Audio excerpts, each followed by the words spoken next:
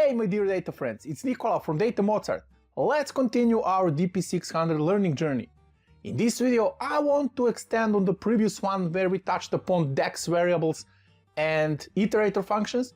Today we're going to cover two more important group of functions in DAX, and those are window functions and information functions. Stay tuned!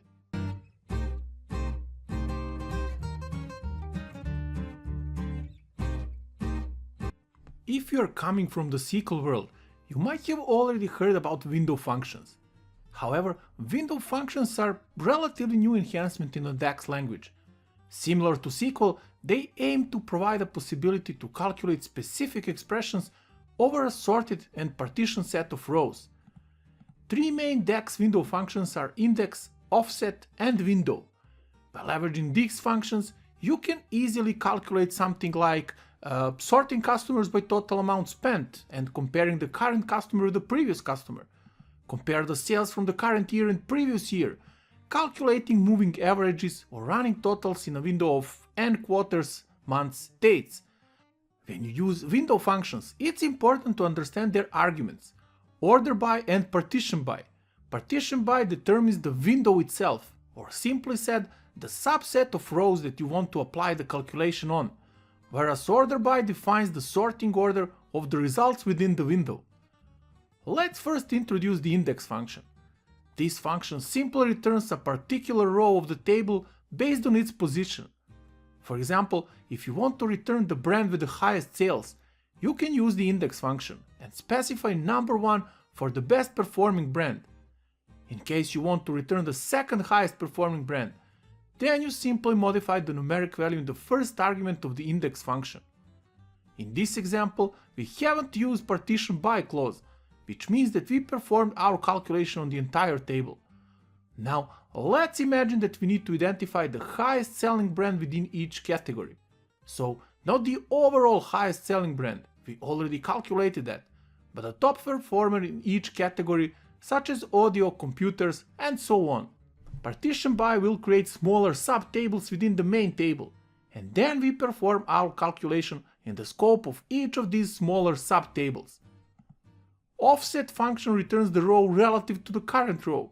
The first argument instructs how many rows we need to move forward or backward from the current row. Let me show you a very basic example of the offset function. We have a basic table which shows the total sales amount for each year. Now we need to include the value for the previous year. If I pass -1 as a value of the first argument, the calculation will refer to the value from the previous cell. If we change this to -2, it will move backward for 2 cells, and so on. Finally, the window function is the most complex one. It enables to define the window based on the current row using either relative or absolute references. Again, let's explain how this function works on the real-life example. I'm analyzing two customers from the AdventureWorks dataset, Adam Young and Alexander Jenkins. Here is the summary of their orders and total sales amount. The first concept to understand here is that we want to treat each customer as a separate entity, meaning we want to create a window for each customer and analyze figures for that specific set of rows. In our case, we will have two windows here. Window functions in DAX can work in two different ways, either by operating on a relative value based on the current row or by operating on an absolute value. In my case, I always want my window to start at the first row of the partition, because each customer represents a separate partition, and finish on the last row of the partition. So this is a measure that will calculate a running total of order quantity and sales for every partition. Let's stop for a moment and explain this measure definition.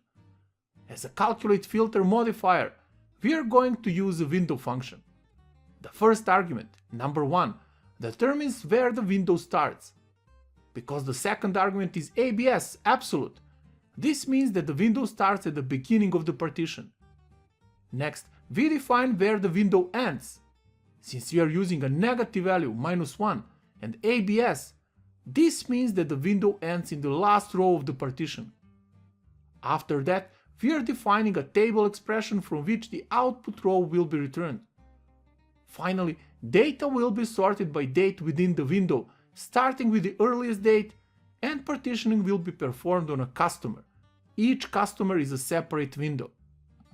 Let's now examine information functions in DAX. Information functions can be used in multiple scenarios.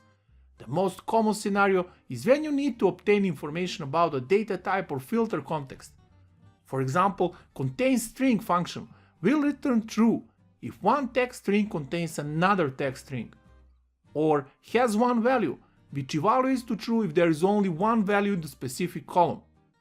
Additionally, there is a group of information functions that perform logical checks and return true/false as a result of these checks.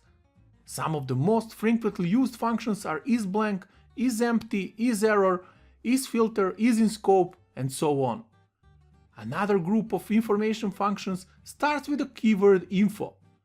By leveraging these functions, you can obtain various useful information about your semantic model and its core elements, such as tables, columns, measures, calculation groups, data sources, hierarchies, and many more. I found these functions particularly useful in the following two scenarios. Identifying measures without description.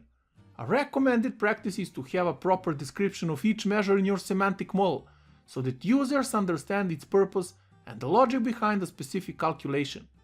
Finding all calculated columns in the semantic model. I'm a big fan of doing all the transformation logic as upstream as possible, as per Roche's maxim, so I really try to stay away from using DAX calculated columns. The focus here is on quickly identifying these columns in the model, so let me show you how it's done. I'm in the Power BI desktop and I just ran in my DAX query view, I ran the following expression: evaluate info.measures. This one will return all the information about my measures in the semantic model. And as I said, what I like to do here is to focus on measures that don't contain any description. In this case, I can identify that 4 measures currently contain description, and then based on this evaluation, I can decide to add description to all other measures in my semantic model. Apparently, most of these columns are not useful, like ID of the measure and so on, but in case that you want to do some joins with other table, which is also possible, this might come in very useful. But what happens if I execute the following DAX statement? So just to walk you through quickly, because this one will return all the calculated columns from my semantic model.